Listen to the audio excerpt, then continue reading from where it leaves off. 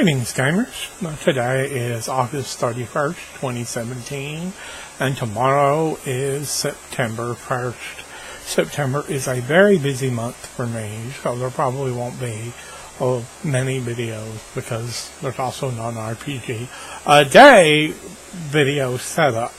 But I will probably do some updates as I can about general things and talk about some of the interesting things that are going on game-wise that I'm aware of. Now,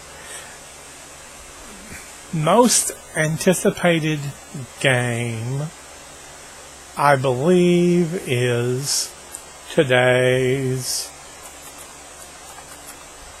question. So let me just double check, which I'll go do. And it says, what do you anticipate most for gaming in 2018? Well, honestly, what I anticipate most, and I, cross my fingers and hope it comes, is Talislanta Savage Land. Not Savage Worlds Talislanta, but Talislanta Savage Lands, which is a sword and sorcery step back in time for the Talislanta setting.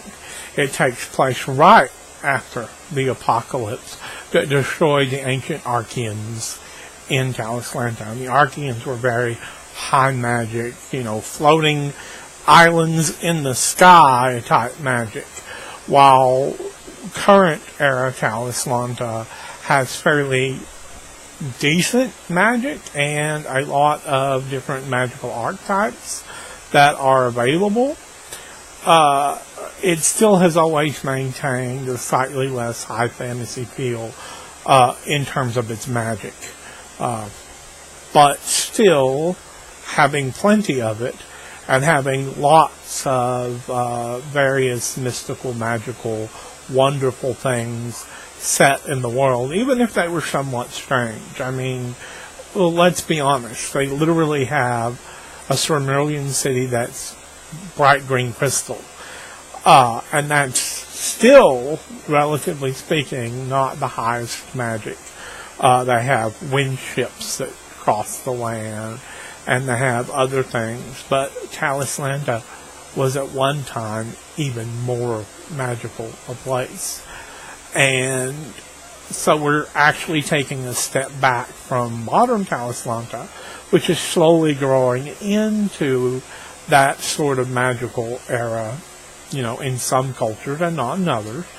But we are taking a step back in time to point after a similar, culture that created a huge number of servitor races and servitor beings and servitor technologies, as well as floating islands in the sky, not just ships, but entire pieces of landmass. And it may not come out in 2018. I mean, it just kickstarted, finished, wrapped up, and unfortunately the person running it and the chief creator behind it passed away. But they have quickly allowed someone to assume the reins and move forward with it, which I appreciate a great deal. I'm very sorrowful for the loss of Stuart, who was behind it. But I am thankful for all the hard work he has put into, already that he has put into what we are likely to see. And appreciate the people who have also picked up the reins and continue with his work, which is what I wish somebody would do if I passed away in the middle of something, would be, hopefully one of my friends has a recent file that they can take and find somebody to continue it, I tend to spread my files out pretty freely, just to see what kind of feedback I can get and what kind of playtesting I can get from different groups of people. But it would be something that I would want. I don't know if he would want it. I don't know the man well enough, but I appreciate his hard work that he did already, and look forward to seeing more of it that goes into this product that I feel will probably be honor his hard work, actually. But that is what I'm most looking for in 2018. Starfinder is here, which I know a lot of people were looking forward to. Upcoming is this year still, the Alien Archives for that, so you'll have monsters if you're not one of those people already converting from Pathfinder. Also, there will be the book collecting Unearthed Arcana articles from TSR for D&D, Xanathar's Guide to Everything, which may change the game for some people, providing alternate rules and alternate character class structures and options that expand upon what's in the player's handbook. And that's generally there's not enough left. That's generally things that I have noted, but there is a wealth of things that I have not kept in my memory that will be out between now and next year, this time.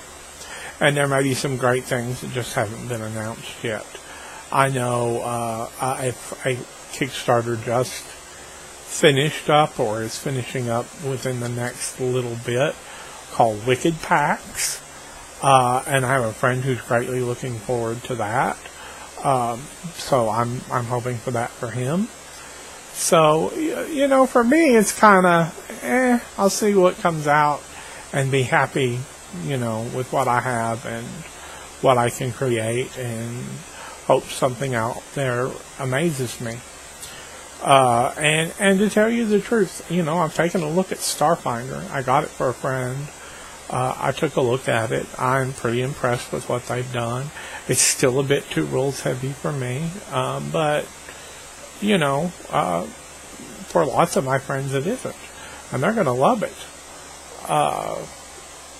I would like to see some source books for games that I kickstarted finally hit the market, because I couldn't afford the additional books, just the core book.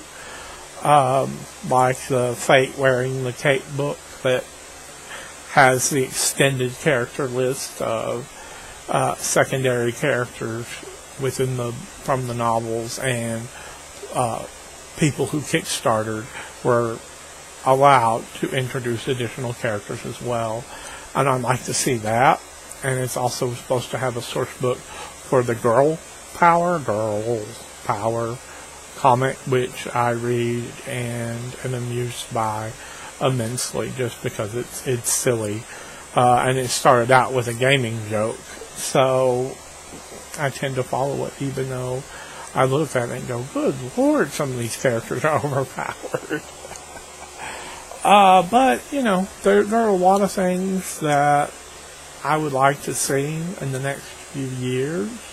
I would like to see us Americans get a new version of Justifiers RPG, but the licensing is to some German company, and they're producing something that sounds very different than the original Justifiers game. I don't know if that's true, but, an author apparently paid to utilize its materials, so I hope it's closer to the original than not, because why would you buy a license and then completely change the important things in the license? But I've seen that happen. It happens in a lot of remakes for television. and I'm never happy with those, or movies more specifically. I mean, there are some changes that make sense because times have changed, and then there are changes that make sense because people don't understand the reason something was popular in the first place. There were TV shows like Starsky and Hutch. There were TV shows like The Dukes of Hazzard. There were TV shows like The A-Team. And we've had movies that have taken on those settings. And while I thought the A-Team one was very good, the others were not. And that's because they missed the point of those characters. They tried to make a comedy movie when the actual show was just an action series. I like action series, admittedly. And the Dukes of Hazzard is basically a good old Southern boy retelling of Robin Hood. Fundamentally, I mean, they even used bows at some points. Of course, they used explosive arrows, which I think is a little extreme, but, you know, that's what the Dukes of Hazzard were. They worked under a corrupt mayor and corrupt police, and I mean, it's literally Robin Hood, except for they happen to have a car with a Confederate symbol on top of it. And, you know, two characters instead of just Robin Hood. So, you know, we got Little John and Robin Hood running around. But that's the thing. They don't get why these shows were popular. They don't get why Baywatch was popular. You know, you and I probably get why Baywatch was popular. But producers in Hollywood obviously do not. They don't get why Charlie's Angels was popular. They watch these shows and they think, ha, these are funny, based on their tastes or their opinions or where they stand politically and financially and socially. And for many people, these TV shows related to them because they were more than, you know, they had comedic moments, but they weren't comedies. And that's why I'm going off on a tangent about that, is, you know, if in gaming, we often see people licensing old games and bringing them back. And sometimes they miss the point, and sometimes they don't. For example, we have Advanced Fighting Fantasy as a role-playing game, and that looks to be very, very on the mark for being a proper role-playing game for the Advanced Fighting Fantasy universe. You know, they didn't really go about to make something truly new out of it, but to just make it into a fuller, more robust game. The same thing happened with a couple other game settings that existed either in like Choose Your Own Adventure books, the Lone Wolf series, notably. They weren't really Choose Your Own Adventure, but they were game books that you play the character and you roll dice, but they were solo game books. So they're kind of a hybrid between role-playing and, I guess what you could say, guided adventure books. And the Lone Wolf ones were done very well. Pretty much the last time in this current run on Magnamund, the World of Lone Wolf, it seems to be doing a really, really good job with what they have. And that's a great thing, is to see these properties that some of us gamers grew up with and experienced, you know, because we didn't always have a game group at any given time. Now, I had one fairly regularly, but not everybody did. Not everybody lived in a city where there were enough people to produce, you know, a culture of gamers big enough to game with. But that's the thing. As Kickstarters continue, we will probably see more rebirths of older popular things that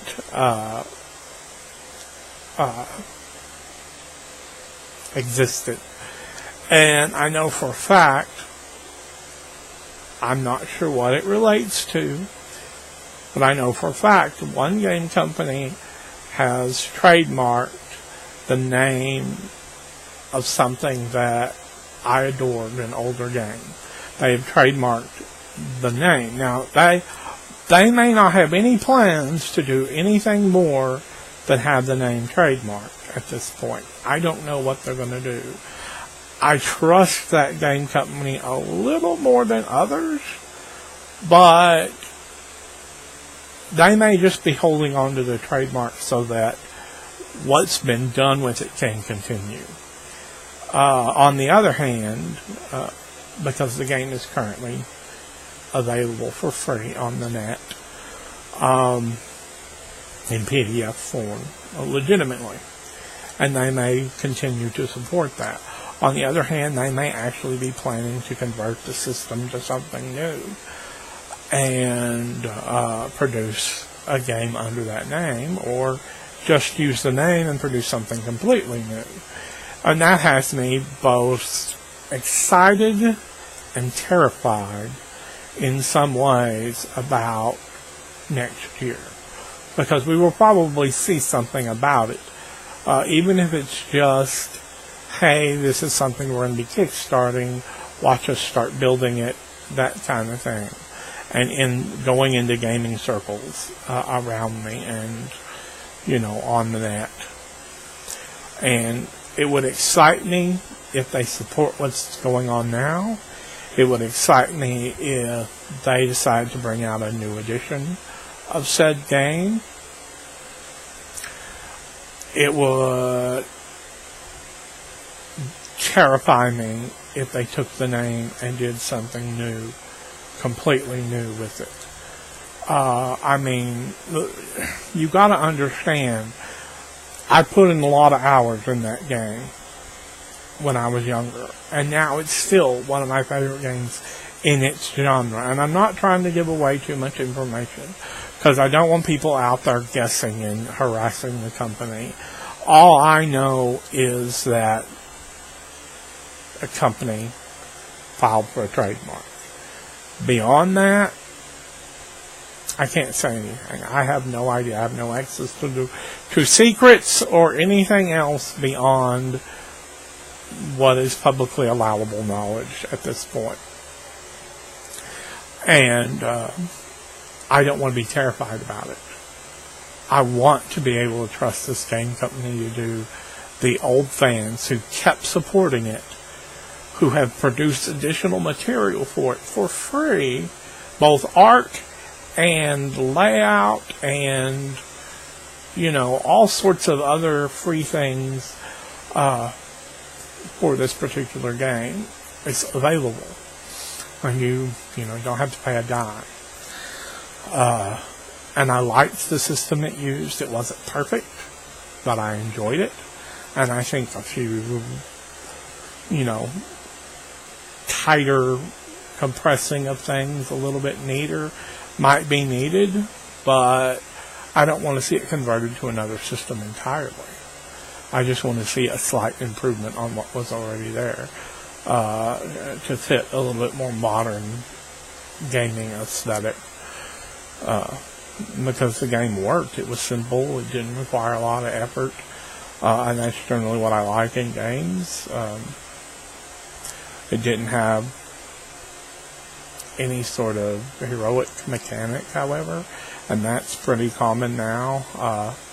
In the time period it came out, there were not but a handful of games that had that, compared to, there might be 50 games out and 10 of them had some sort of hero point mechanic or the like. But now it's far more common with the proliferation of games that want to put the power in the player's hands. And there are other ways to do that than points mechanics. so they might try that. But, you know, what do I most anticipate for next year is Talislanta Savage Lands. Beyond that, it's the sky's the limit. You know, there's both fear and excitement at the same time over, you know, what we might get, what wonders might unfold. You know, and all we can do is, you know, hope for the best and work towards what we can work towards. And this is, since this is my final one of these for the time being, at least until next year, not necessarily videos, but this is my last RPG-A-Day one. I felt the need to expand a bit on that. I hope the people who have the rights to trademarks I like have the right intentions to utilize those trademarks. And I hope there are certain bites that are shaping up in trademark sphere because of what's becoming and should be becoming public and what isn't. And in many ways I'd like some of it to go public. It's time for, you know, we've already had multiple generations who have seen the benefits of owning or having owned and licensed out certain properties, and it's past time. It shouldn't be a forever thing that your entire family is able to make money off of. Come up with something new. You know, your ancestor did it. You know, when we're reaching the point of third generation descendant, I think we've reached past the point where you, as an individual, you or a corporation, should be able to make money on a licensed product unless many different companies have that same right. Many different people have that same right to produce derived works from those products that should be out of copyright and out of trademark because the time has passed. But that's my opinion. You know, when I die, if my games are suddenly to become so popular that, you know, I had descendants that 3 generations later thought making money off of it was good, I would like to be alive to tell them, or somebody alive now, maybe you're a 12-year-old watching this, and you're 70, and, you know, I've got, you know, 20-year-old descendants who are fighting it in court. I want you to go tell him. He said no. You know, he said, you know, past 2 generations, you know, past a child and a grandchild, it's done. We've reached the point where that continuity of trademark and copyright should no longer be allowed to continue. Of course, that puts a lot of characters that are not in the public sphere now out in the public sphere if they had not maintained copyright law for so long. So we hope for the best, wish for the best, and work towards it in our own lives to, you know, treat people with respect.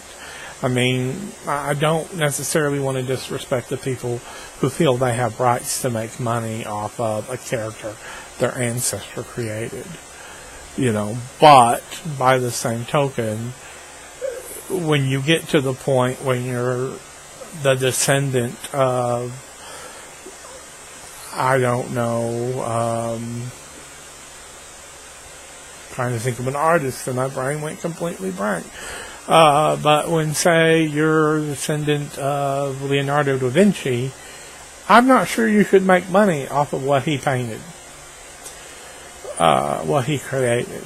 Now, again, I don't know if he had any descendants or if they're still alive, or if anybody has tracked their genealogy back that far. You know, I don't know enough about Leonardo da Vinci to say a whole lot on his life and what products may have been created beyond the general knowledge of things. But, it's one of those things. It's like there's a point back there and a point in the future at which the laws of the land should say, enough. It's time to let them rest. And letting them rest means letting other people have access to their creativity. It happens. It's happened to technically John Carter of Mars, should be in, along with Tarzan, should be, at least the earliest books, should be out of copyright. But there are people who are going to fight you over it if you try and make something out of it. Although I'm one of the few people, I think, who like the actual John Carter of Mars movie we got. Despite them sabotaging it, it was actually a fun movie, and it was close enough to the book, and I really have recently read the book when I went and saw the movie. So, I hadn't read it in 20 years, so I thought I'd remind myself. But, there gets to be a point in which we need to see more innovation. We need to see more creativity. And the only way to open up the field more fairly is to stop companies from squatting on trademarks and copyrights for years and years and years and years without producing something, without producing anything other than paperwork. And we also need to stop letting descendants or corporations who have been given the rights to these properties from carrying them forever, so that somebody else might be able to do something interesting or new, tell a new story with those characters. That's one reason why certain movies in the recent years put out by a certain major corporation have had unique names rather than being named after their original story. Because if they're named after their original story, they fall under basically the original printings of those stories, the earliest printings. And they can run into trouble if they try and copyright or trademark it without a specific difference that's saying, this is our art. We have added to it. We have created something new from it, which is generally true with what they've done. But changing the name gives them a little bit more flexibility as well. Anyway, it's stuff to think on. I'm sorry, I keep hitting my desk and shaking the camera. So, don't get motion sick on my behalf to listen to my ramblings. But since this will be the last one for at least a week, probably won't do another video because even now I'm losing my voice. Be good. Have great gaming. Love each other. We're all in this together. That's all I can say. Really. On the world and the world as it works. Be at peace.